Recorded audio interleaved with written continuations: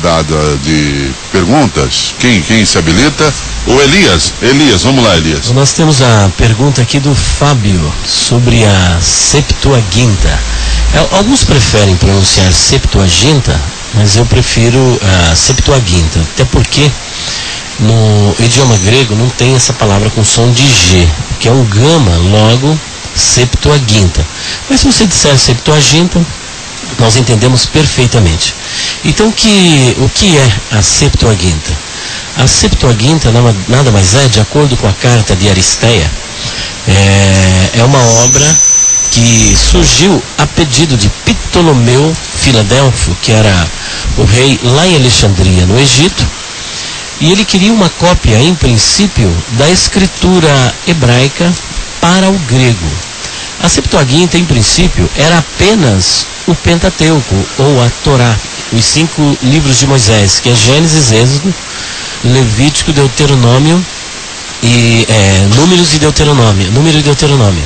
Então eram apenas esses 5 livros. Posteriormente foram confeccionados outros livros, mas o pedido era somente a respeito da lei dos judeus, que no caso aí era o Pentateuco. Então essa obra surgiu cerca de 300 anos antes de Cristo. E surgiu, de acordo com o que bem sugere o tema, que é Septuaginta, é a chamada versão dos 70, que na verdade é um arredondamento de números, que de acordo com essa carta de Aristeia, foram 72 judeus que fizeram a tradução do hebraico para o grego.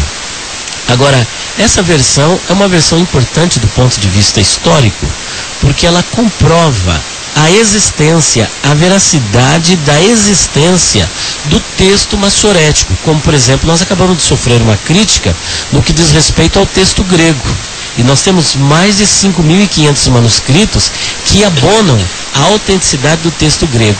E para abonar o texto massorético, nós temos a Septuaginta.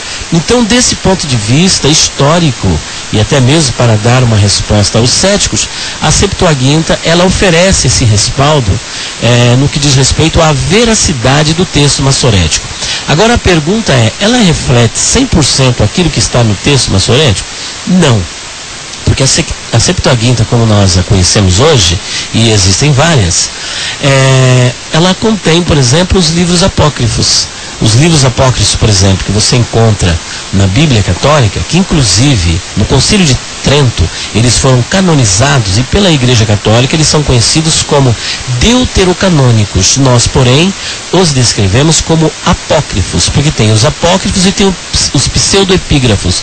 Os apócrifos são esses proscritos, são esses que não são inspirados, que não passaram pelo processo da canonicidade, não tem a chancela divina. Os pseudoepígrafos, da mesma sorte, só que a diferença entre apócrifos e pseudoepígrafos é que os pseudoepígrafos, como por exemplo, nós temos aí o livro de Enoque, a Ascensão de Moisés, os testamentos e tudo mais, estas obras foram escritas por um autor, por exemplo, o Evangelho de Judas, de Maria Madalena, de Barnabé, foram escritas por autores anônimos que provavelmente estavam envolvidos numa sociedade esotérica, como é o caso, por exemplo, do livro de Enoque, onde ele apresenta a queda dos anjos e apresenta ali gigantes de 3.000 côvados. Você sabe o que significa isso? 1.500 metros de altura, fazendo relação íntima com mulheres. E diz que eles começaram a devorar as plantações, e assim que terminaram de devorar as plantações, não havendo mais o que devorar, começaram a devorar as pessoas. Então, às vezes, uma pessoa dizer que um livro desse faz parte do cânon sagrado e que a igreja fazia uso de um livro desse, essa pessoa precisa ser internada. Agora, a Septuaginta, o que acontece?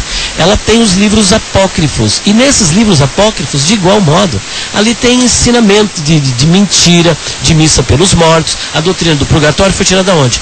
Do livro apócrifo de 2 Macabeus, capítulo 12, versículos 42 em diante.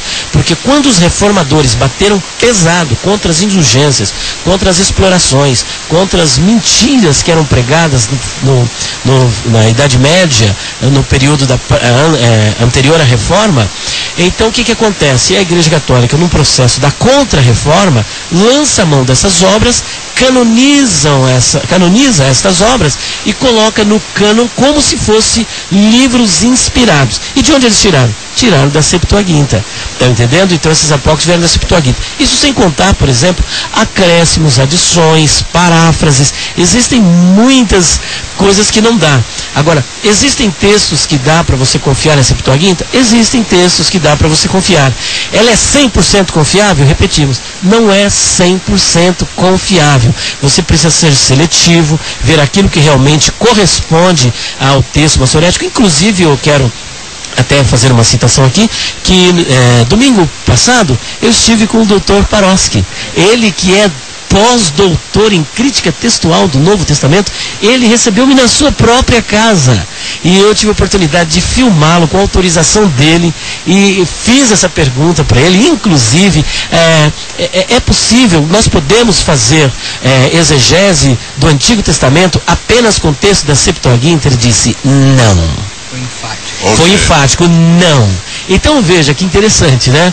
Agora, é uma obra importante? É uma obra importante. Mas se você tem um texto do Antigo Testamento, comece a sua exegese com o texto do Antigo Testamento hebraico. Se o texto é Novo Testamento, comece com o texto grego. Você pode até ter algum auxílio da Septuaginta ou de outro texto que tenha naquele texto uma confiabilidade, você pode fazer. Mas agora é 100% confiável a Septuaginta? Não é 100% confiável, tem os seus problemas, é uma obra importante, mas tem os seus muitos problemas.